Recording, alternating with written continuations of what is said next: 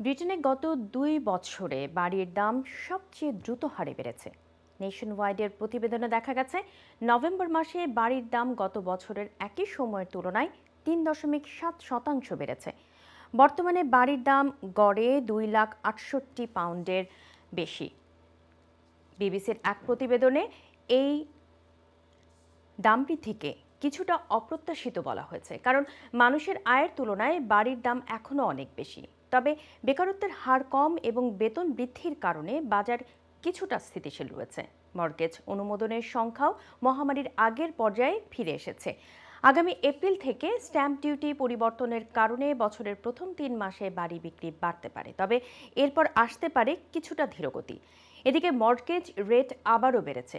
Bank of ইংল্যান্ডের হিসাব অনুযায়ী এর ফলে 2027 সালের মধ্যে অনেক মানুষের মাসিক মর্টগেজ কিস্তি বাড়বে।